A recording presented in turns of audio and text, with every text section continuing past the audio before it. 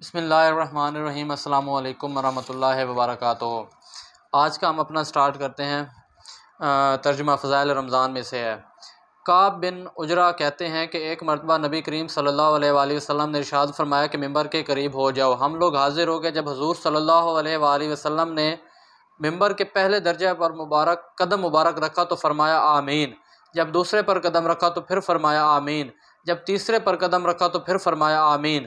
جب آپ خطبہ سے فارغ ہو کر نیچے اترے تو ہم نے عرض کیا کہ ہم نے آج آپ سے ممبر پر چڑھ تو ایسی بات سنی جو پہلے کبھی نہیں سنی تھی۔ آپ نے ارشاد فرمایا کہ اس وقت جبرائیل علیہ السلام میرے سامنے آئے تھے۔ جب پہلے درجے پر میں نے قدم رکھا تو انہوں نے کہا کہ ہلاک ہو وہ شخص جس نے رمضان مبارک کا مہینہ پایا یا پھر بھی اس کی مغفرت نہ ہوئی۔ میں نے کہا آمین۔ پھر جب میں دوسرے درجے پر چڑھا تو انہوں نے کہا کہ ہلاک ہو وہ شخص جس کے سامنے آپ کا ذکر مبارک ہو اور وہ درود نہ بھیجے۔ میں نے کہا آمین۔ جب میں تیسرے درجے پر چڑھا تو انہوں نے کہا کہ ہلاک ہو وہ شخص جس کے سامنے اس کے والدین یا ان میں سے کوئی ایک بڑھاپے کو پاویں اور وہ اس کو جنت میں داخل نہ کرائیں۔ میں نے کہا آمین۔ استغفر اللہ۔ یعنی ہمیں اپنے والدین کی خدمت کرنی چاہیے، یہی ہمارے والدین ہی ہیں جو ہمیں جنت میں لے جائیں گے۔ فضائل تبلیغ میں سے، اے محمد صلی اللہ علیہ وآلہ وسلم اپنے متعلقین کو بھی نماز کا حکم کرتے رہیے اور خود بھی اس کے پابند رہیے۔ ہم آپ سے معاش نہیں چاہتے، معاش تو آپ کے ہم دیں گے اور بہتر انجام تو پرہیزگاری ہی کا ہی ہے۔ یعنی آپ صلی اللہ علیہ وسلم سے اللہ پاک فرما رہے ہیں کہ آپ اپنے جو متعلقین ہیں ان سے یہ فرماتے رہیں کہ نماز وہ پڑھتے رہیں، کیونکہ ہمیں جو روزی ہے وہ اللہ کے ذمہ ہے، لیکن ہماری جو عبادت ہے وہ ہمارے اپنے ذمہ ہے۔ فضائل ذکر، کیا آپ کو معلوم نہیں کہ اللہ تعالیٰ نے کیسی اچھی مثال بیان کی ہے کہ کلمہ طیبہ کی وہ مشابہ ہے ایک عمدہ پاکیزہ درخت کے جس کی جڑ زمین کے اندر گڑی ہوئی ہو اور اس کی شاخیں اوپر آسمان کی طرف جا رہی ہوں، اور وہ درخت اللہ کے حکم سے ہر فصل میں پھل دیتا ہو، یعنی خوب پھلتا ہو۔ اور اللہ تعالیٰ مثالیں اس لیے بیان فرماتے ہیں تاکہ لوگ خوب سمجھ لیں۔ اور خبیث کلمہ یعنی کلمہ کفر کی مثال ہے جیسے ایک خراب درخت ہو کہ وہ زمین کے اوپر سے اکھاڑ لیا جائے اور اس کو زمین میں کچھ ثبات نہ ہو۔ یعنی کلمہ طیبہ کی مثال ایسے ہے کہ ایک پاکیزہ درخت ہو جس کی جڑ زمین کے اندر جا رہی ہے اور وہ اللہ کے فضل و کرم سے ہر سال جو ہے وہ ہمیں اس میں سے پھل دیتا ہو، جبکہ کلمہ خبیث یعنی کہ برے کلمات جو ہم بولتے ہیں ان کی مثال ایسے ہے کہ وہ ایک ایسا درخت ہو جو ہمیں کوئی پھل نہ دیتا ہو، جو اس کو بجائے پھل کے بجائے کانٹے دیتا ہو۔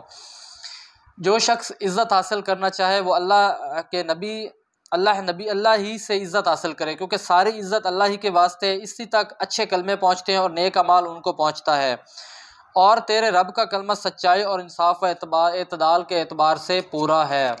سبحان اللہ۔ نیکسٹ ہے ہمارا فضائل ذکر میں سے یہ ہے کہ اور ان لوگوں کو اپنی مجلس سے علیحدہ نہ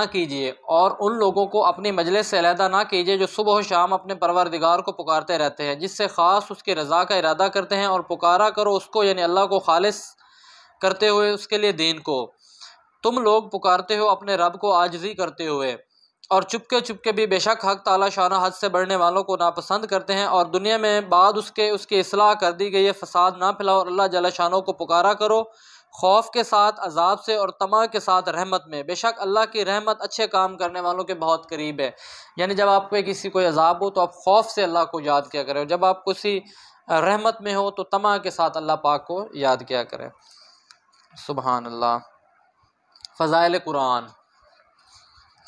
ابو موسیٰ نے حضور اقدس صلی اللہ علیہ وآلہ وسلم کا یہ ارشاد نقل کیا ہے کہ جو مومن قرآن شریف پڑھتا ہے اس کی مثال ترنج کی سی ہے، اس کی خوشبو بھی عمدہ ہوتی ہے اور مزہ بھی لذیذ ہوتے ہیں، اور جو مومن قرآن شریف نہ پڑھے اس کی مثال کھجور کی سی ہے کہ خوشبو کچھ نہیں مگر مزہ شیریں ہوتا ہے، اور جو منافق قرآن شریف نہیں پڑھتا اس کی مثال حنظل کے پھل کی سی ہے کہ نہ مزہ کڑوا اور خوشبو کچھ نہیں ہے، اور جو منافق قرآن شریف پڑھتا ہے اس کی مثال خوشبودار پھول کی سی ہے کہ خوشبو عمدہ اور مزہ کڑوا۔ قرآن پاک کا پڑھنا، کیونکہ دیکھیں اللہ پاک کی کتاب ہے، آپ صلی اللہ علیہ وسلم فرماتے ہیں کہ جب آپ نماز پڑھتے ہیں اس میں آپ اللہ سے گفتگو کر رہے ہوتے ہیں، اور جب آپ قرآن پاک پڑھتے ہیں تو اللہ پاک آپ سے گفتگو کرتے ہیں۔